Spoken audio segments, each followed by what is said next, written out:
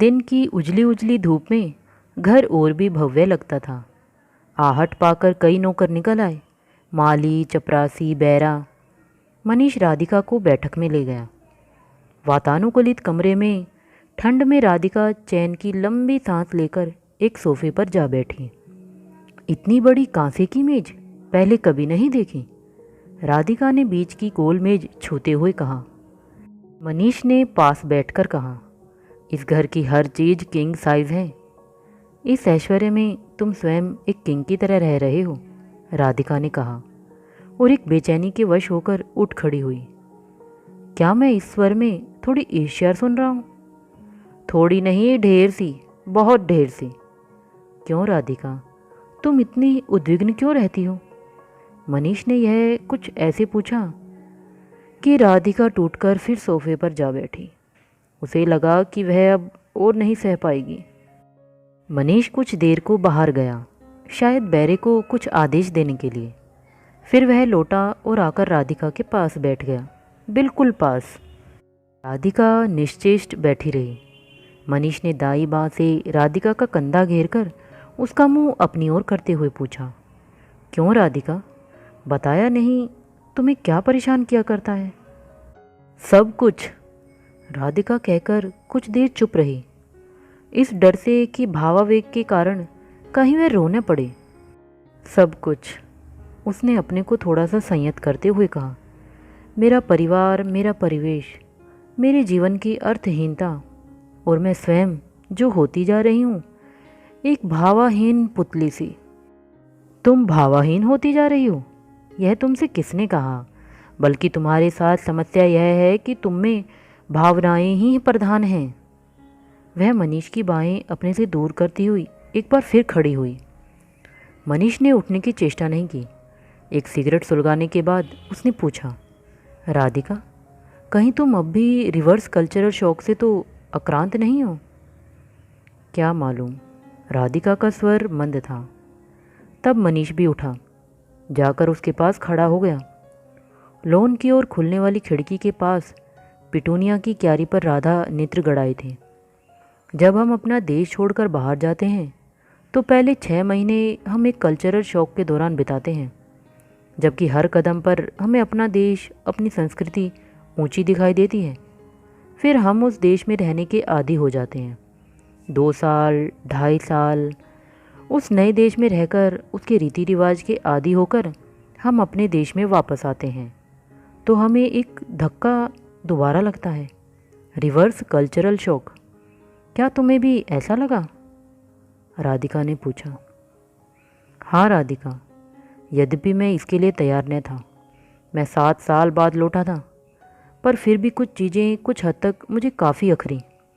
मेरा मन बार बार हुआ कि मैं किसी से चीख कर कहूँ कि आप लोगों ने किसी स्वस्थ दिशा की ओर तरक्की क्यों नहीं की। माना कि हम बिछड़े हुए हैं, पर हम कम से कम सभ्य और शिष्ट तो हो सकते हैं, अपनी जहालत और आलस्य को दूर कर सकते हैं। पर नहीं, यहाँ तो यह है ना कि जिससे जितना बन पड़ता है उतना ही सताने पर तुल जाता है। फोटोग्राफी का सामान छुड़वाने के लिए मुझे बेतरह परेशानी उठानी पड़ी। 2500 निरुद्देश्य चक्कर यहाँ वहाँ लगाने पड़े। टैक्सी वालों का बदतमीज लहजे में बात करना, अपने ही स्टाफ की गैर जिम्मेदारी, ये सब बातें मुझे शुरू में बहुत अखरी, मगर ये सब छोटी बातें हैं जो कि कुछ समय बाद जहन से अपने आप उतर जाती हैं। फिर अब दशा पहले से बेहतर भी है। कैसे? फोटोग्राफी का सामान कस्टम चुकाकर छूट गया। कार आ जाने के बाद मैंने टैक्सी पर चढ़ना बहुत कम कर दिया और स्टाफ के गैर जिम्मेदार लोगों को मैंने दिल कड़ा कर बर्खास्त कर दिया। दरवाजे पर थपकी पड़ी और बैरा एक ट्रे में लंबी डंडीदार 2 बहुत कोमल से गिलास लेकर आया। गिलासों के किनारे पानी की नन्ही नन्ही बूंदें जमी हुई थी और उसमें जो पेय था वह 1 घूंट से अधिक न होगा। लो राधिका, एक्वावीट है, यानी आबे हयात। आबे हयात? हाँ, डेनमार्क से होकर आते समय 1 बोतल ले आया था। मनीष ने अपना गिलास 1 घूंट में खाली कर ट्रे में रख दिया। राधिका ने भी देखा देखी वैसा ही किया और एकदम उसके मुख से निकल पड़ा, उफ, मैं तो फूक गई। बड़ा अच्छा है आपका आबे हयात। मनीष ने बैरा को जाने का संकेत करते हुए हंसकर कहा। क्यों, पसंद नहीं आया? राधिका के माथे पर पसीने की बूंदें चुहचुहा आई थी। उन्हें पोंछते हुए उसने कहा, नहीं पसंद आया। कम से कम तुम्हारे स्नायुओं का तनाव तो कम होगा। यदि गोली देता तो तुम खाती नहीं और सारे दिन खूब कसे हुए वाद के तारों की तरह खिंचे स्नायु लिए बैठी रहते। और अपराह्न सचमुच बड़ी जल्दी बीतता सा लगा। भोजन के बाद वह मनीष के ऑफिस में जाकर इंस्टीट्यूट के संग्रहालय के लिए क्रय की हुई कला वस्तुएं देखती रही।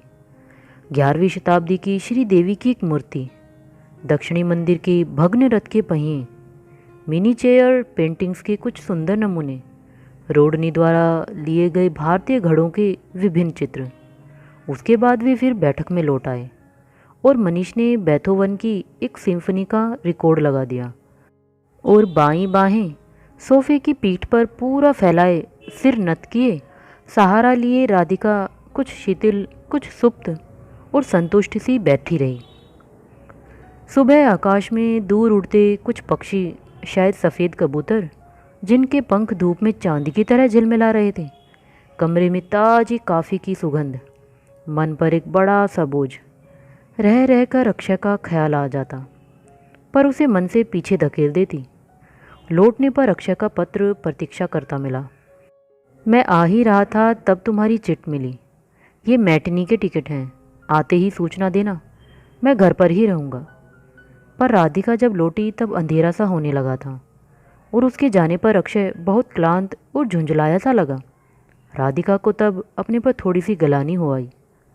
काफ़ी देर छत पर टहलने के बाद राधिका ने स्नान किया, कपड़े बदले, बाल संवार कर सोचा कि जरा बाजार तक हो आए। आप तो बहुत दिनों से नीचे आती ही नहीं। नीचे उतरते ही प्रेमा से भेंट हुई, जो तरकारी खरीद रही थी। राधिका ने कुछ नहीं कहा, मुस्कुरा भर दी। तरकारी वाली की डलिया में हरी हरी मटर की फलियां, गाजरें, अनजान में ही उसने सब यह रंग सजा रखे थे जो कि नेत्र प्रिय लगते थे। कुछ दूर जाकर राधिका का जी उचट गया। सड़क पर ऑफिस जाने वालों की बेतरह भीड़ थी। हर बस अड्डे पर ठट के ठट।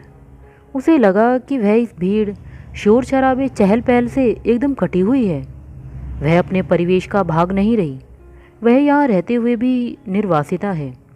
उसका जीवन निरुद्देश्य यात्रा है, एक लंबी अंधकारपूर्ण सुरंग। 2 वर्ष पहले इस बोध ने उसे काफ़ी विचलित किया था, पर वहाँ तो भिन्न परिवेश था ही, एक भिन्न संस्कृति। वहाँ रहकर पार्थक्य की भावना बहुत सहज और स्वाभाविक थी।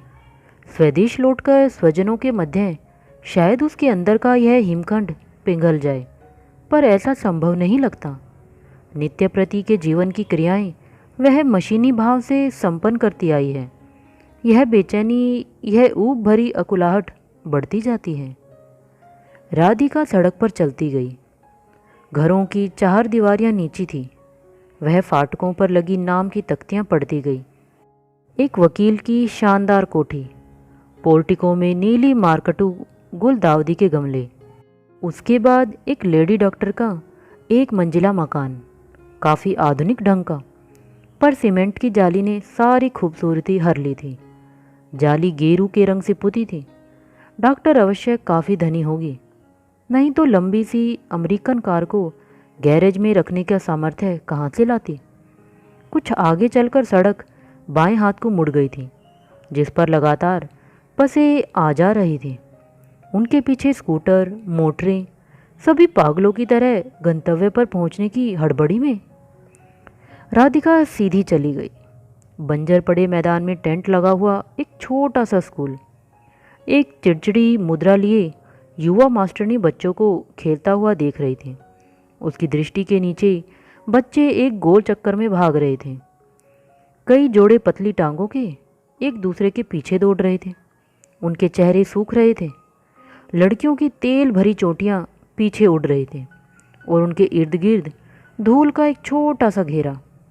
आगे सुनसान पहाड़ियाँ, उन पर उगे कंटीले झाड़, पास पास 2 टूटे मकबरे। राधिका सीढ़ियाँ चढ़कर ऊपर गई। जमीन साफ सुथरी थी, एक पथरीली सीढ़ी पर बैठकर थोड़ी सी ढलान पर शहर बिखरा दिखाई देता था। सन्नाटा पहाड़ियों को लांघता हुआ उस तक जा पहुंचा और वह बहुत देर तक वहीं बैठी रही। लगा कि दोनों के बीच कुछ कहने को नहीं है। भोजन के दौरान भी मौन ही रहा। बड़दा बीच बीच में राधिका की ओर देख लेते। राधिका गंभीर थी, होंठ सटे हुए, निस्पंद, अंतर्मुखी। बड़दा का फ़ोन पाकर उसे आश्चर्य हुआ था, थोड़ी सी खुशी भी। संस्कारगत पारिवारिक भावनाएं अभी पूरी तरह मृत नहीं हुई हैं। अब बड़दा मेज के उस ओर बैठे हैं और भोजन कर रहे हैं। इन वर्षों में अधिक नहीं बदले हैं। हाँ, भाभी के साथ न होने से थोड़ा सा सुस्त अधिक दिखते हैं। छुटपुट औपचारिक बातें हो चुकी हैं, अब कुछ नहीं बचा। बड़दा का व्यवसाय अच्छा चल रहा है, बच्चे ठीक हैं। पापा गंगा पार वाली कोठी में अपनी पुस्तक लिख रहे हैं, साथ में भवानी है देखभाल को। राधिका भीड़ संकुल नगरी में एक छोटे से फ्लैट में है। कुछ करने को नहीं है। इतने सारे खाली समय में प्राय सूरजमुखी के फूलों के प्रिंट को ताका करती है और सोचा करती है। वे दोनों अब भोजन समाप्त करने को हैं। बड़दा कल सुबह के जहाज से लखनऊ वापस जा रहे हैं। बातें समाप्त हो चुकी है। राधिका होटल के डाइनिंग रूम की मुगलिया सजावट वाली दीवारों को ताक रही है। तुम जल्दी ही आने की कोशिश करना, तुम्हारी भाभी मिलना चाहती है। अच्छा, राधिका बिना प्रातवाद किए कहती है। हालांकि वह जानती है कि फ़िलहाल दिल्ली से निकलने का इरादा उसका नहीं है। शायद बड़दा भी जानते हैं। भोजन समाप्त होने पर राधिका कहती है, बड़दा, अब मैं घर जाऊंगी। बड़दा कुछ देर राधिका को ताकते हैं, फिर कार मंगवाते हैं। होटल के लॉन में झाड़ियों पर नीली रोशनी के बल्ब लगे हैं, जिनसे वातावरण अत्यंत औत्सविक सा हो गया है। हवा में ठंडक है। बड़दा ने इन दिनों जो कार किराए पर ली है, वह आकर झाड़ियों के पास खड़ी हो गई। लंबी सी मर्सिडीज़।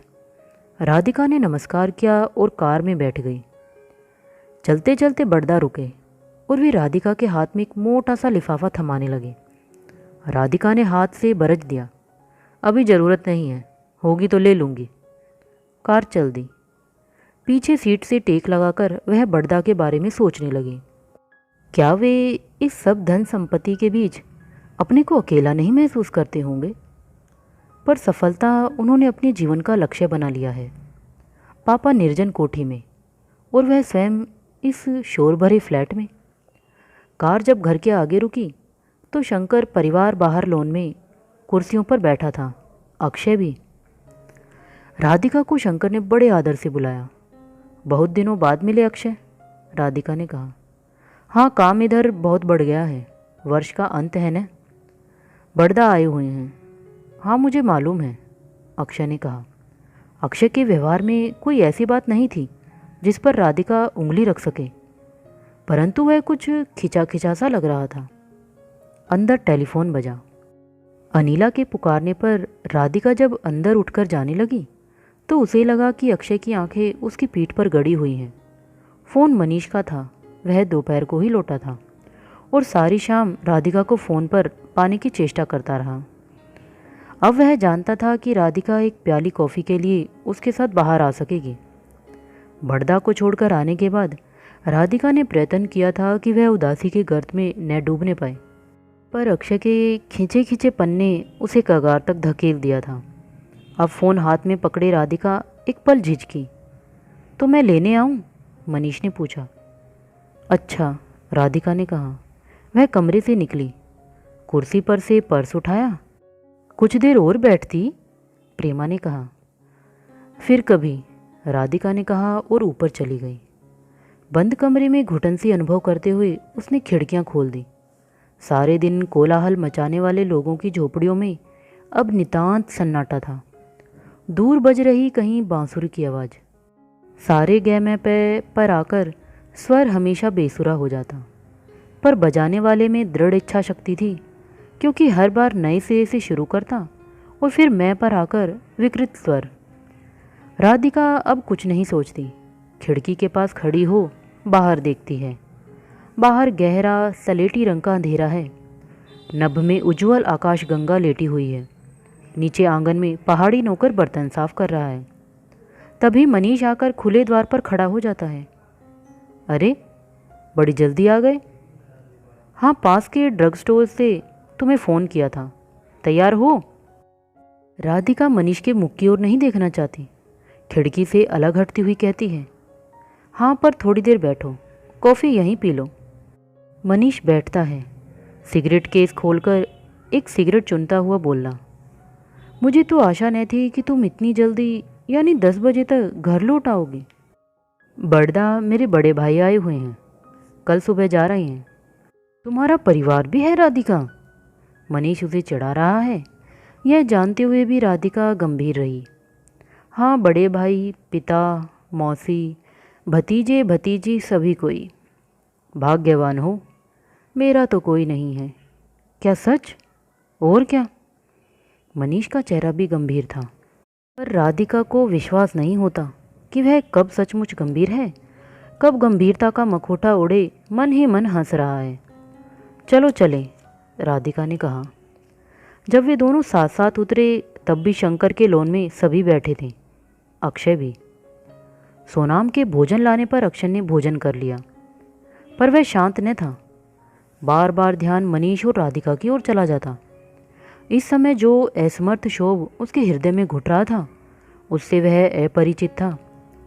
बहुत वर्षों पहले रमा उसे अच्छी लगी थी, पर रमा को पत्नी रूप में ग्रहण करने से वह झिझक गया था। अब सुखी संपन्न गृहिणी है और अक्षय के जीवन से पूरी तरह पृथक हो गई है। इधर अक्षय महसूस करता है कि उसमें न जाने क्या परिवर्तन आता जा रहा है। जिन युवतियों को अरसे से जानता था, वे भी एकाएक सुंदर लगने लगी हैं।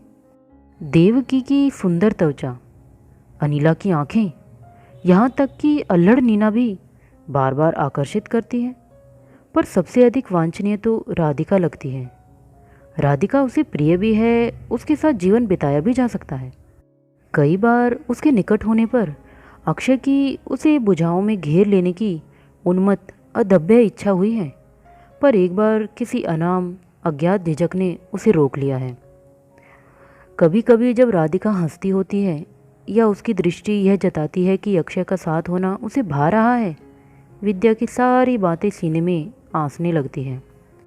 सच तो यह है कि वह भुला नहीं सकता कि 1 वर्ष तक राधिका उस पत्रकार की पत्नी बनकर रह चुकी है, खुल्लम खुल्ला, और उसके बाद 2 वर्षों में जाने कितने वह खुलकर राधिका से नहीं पूछ सकता। पर बाद में जब भी राधिका का कोई पूर्व परिचित मिलेगा तो अक्षय को संदेह के दंश विकल कर देंगे। वैसे ही जैसे मनीष और राधिका का सहज खुला मैत्रीपूर्ण आचरण देखकर प्राय अक्षय के मन में यह विचार आ जाता है कि क्या मनीष भी राधिका का प्रेमी रह चुका है। यह नहीं कि अक्षय को अपनी शुद्रता पर लज्जा न आती हो। कभी कभी राधिका बहुत पुनीत सी दिखती है, अनछुई सी, कौमार्य की लज्जा से भरपूर। अक्षय उसके मुख की सौम्यता को देखकर कभी कभी भ्रम में पड़ जाता है। उसे लगता है जो कुछ राधिका के बारे में सुना वह मिथ्या था। यथार्थ है राधिका की गंभीर निश्चल मुद्रा, माथे से पीछे संवारे गए बाल, चिकना उघड़ा मस्तक, धनुषाकार पर हल्की भौहें और आँखें जो बहुत बड़ी होते हुए भी असाधारण रूप से दीप्तिवान लगती हैं। छोटी सी खड़ी नाक, अपेक्षाकृत लंबा मुंह। तब भी राधिका को पूर्ण रूप से उसकी अतीत सहित ग्रहण करने का साहस अक्षय अपने में नहीं पाता। उसे अपनी इस भावना पर प्राय ग्लानि भी होती है।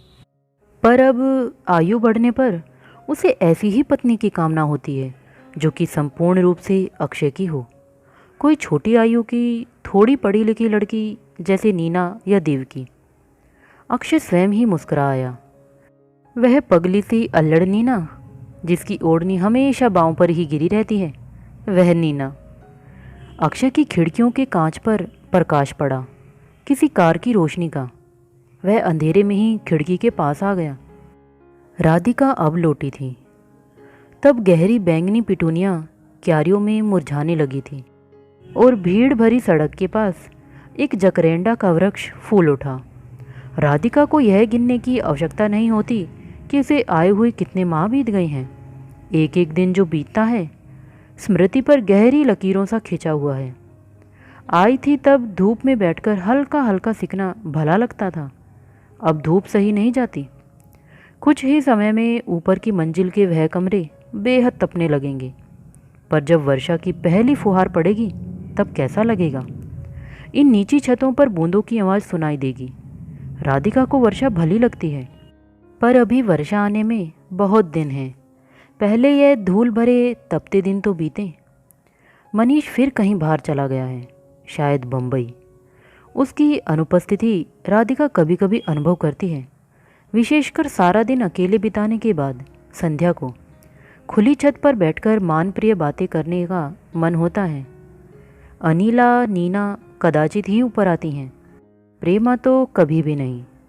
संध्या को छत पर टहलने से आसपास के लोगों की गतिविधि दिखाई देती है। नीचे खेलते हुए बच्चे, नए घड़े हाथ में पकड़े जाते हुए पड़ोसी, पीछे उधर झोपड़ियों में चहल पहल बढ़ जाती है।